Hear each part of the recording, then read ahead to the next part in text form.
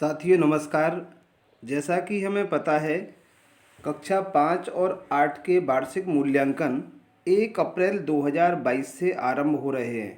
तब ऐसी स्थिति में परीक्षा केंद्र पर जो की जाने वाली सामान्य कार्रवाइयाँ हैं और परीक्षा केंद्र पर उपस्थित व्यक्तियों के क्या उत्तरदायित्व होंगे, जैसे पर्यवेक्षक या केंद्राध्यक्ष, सहायक केंद्राध्यक्ष, इनके बारे में विस्तृत चर्चा हम इस वीडियो के माध्यम से सभी के लिए करेंगे।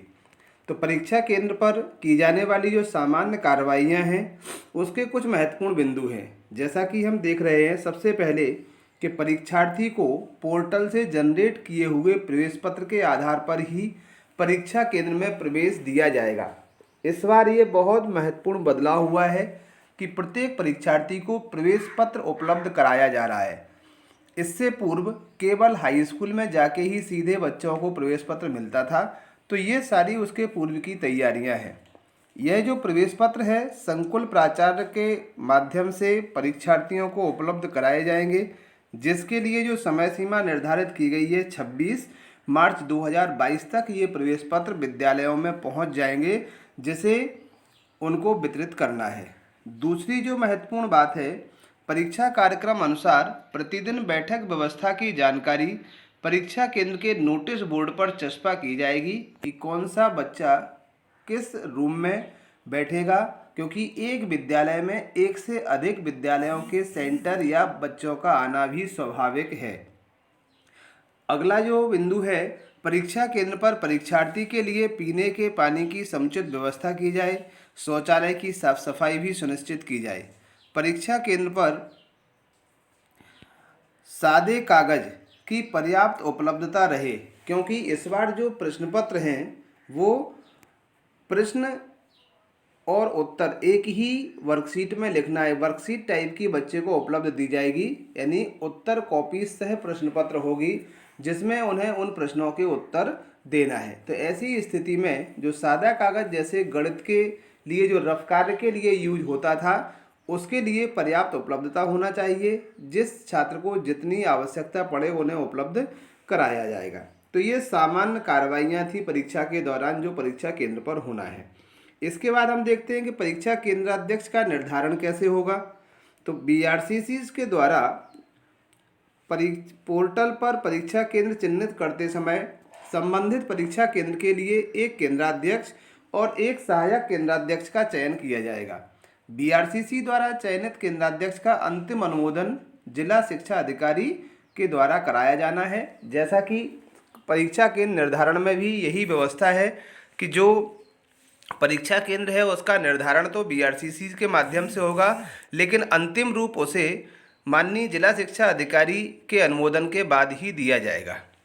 इसके पश्चात हम देखते हैं कि सामान्यतः केंद्राध्यक्ष माध्यमिक शाला के प्रधानाध्यापक, व्याख्याता, उच्च माध्यमिक शिक्षक, माध्यमिक शिक्षक, उच्च श्रेणी शिक्षक को बनाया जाना चाहिए। ये इनका क्रम रहेगा जब तक उपलब्ध हों। पहली प्राथमिकता प्रधानाध्यापक को ही इसका केंद्राध्यक्ष बनाए जाने की होगी। इसके बाद व्याख्याता को भी बनाया जा सकता है यदि प्रधानाध्यापक की उपलब्धता नहीं है तो। उसके बाद उच्च माध्यमिक शिक्षक, फिर माध्यमिक शिक्षक। तो ये इनका क्रम रहेगा। विशेष परिस्थितियों में ही प्राथमिक शाला के प्रधानाध्यापक एवं वरिष्ठ सहायक शिक्षक को केंद्राध्यक्ष के रूप में नियुक्त किया जा सकता है। सहायक केंद्राध्यक्ष का चयन बीआरसीसी अपने विवेक के अनुसार कर सकेंगे किसे उन्हें सहायक केंद्राध्यक्ष बनाना है। इसके बाद अब केंद्र पर जो केंद्राध्यक्ष है उसके क्या उत्तरदायित्व होंगे, क्या कार्य होंगे, तो इन कार्यों को हम जान लेते हैं। तो जो केंद्राध्यक्ष के कार्य हैं, सबसे पहला है परीक्षा तिथि पर कक्षवार परीक्षार्थी की बैठक व्यवस्था तथा पर्यवेक्षकों की ड्यूटी का निर्धारण करना। नेक्स्ट जो कार्य है, परीक्षा की गोपनीयता सुनिश्चित करते हुए संकुल केंद्र से परीक्षा दिवस को संबंधित विषय के प्रश्न पत्रों के पैकेट परीक्षा प्रारंभ होने के 30 मिनट पूर्व प्राप्त करना। 30 मिनट पहले हमें उस संबंधित विषय का पेपर मिलेगा और हमें परीक्षा केंद्र पर जाके परीक्षा को संपन्न कराना होगा। परीक्षा को नियत समय पर प्रारंभ एवं समाप्त करना तथा पर्यवेक्षकों पर सामान्य निगरानी रखना।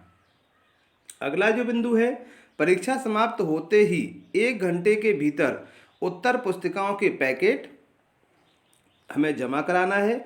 इस बार पैकेट को जमा कराने के लिए एक बहुत महत्वपूर्ण बदलाव हुआ है। जैसा कि हम देखते हैं कि 10वीं और 12वीं की जो परीक्षाएं संचालित होती थीं, उनके लिए सफ़ेद और पीले कपड़े की थैली में ही उत्तर पुस्तिकाओं को बंद करके हम संकलन केंद्र पर जमा करते थे। ठीक उसी प्रकार से कक्षा 5वीं के लिए सफ़ेद कपड़े की थैली का उपयोग किया जाना है और कक्षा 8वीं के लिए पीले कपड़े की थैली का उपयोग किया जाना है। इसकी थैली बना करके हमें संकलन केंद्र यानी कि संकुल केंद्र पर उत्तर पुस्तिकाओं को जमा कराना होगा।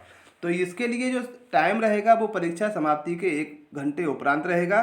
तो ये ध्यान रहे, ये कक्षा 5 के लिए सफ़ेद कपड़े की थैली का ही उपयोग करें और कक्षा 8 के लिए पीले रंग के कपड़े की थैली का ही उपयोग करें।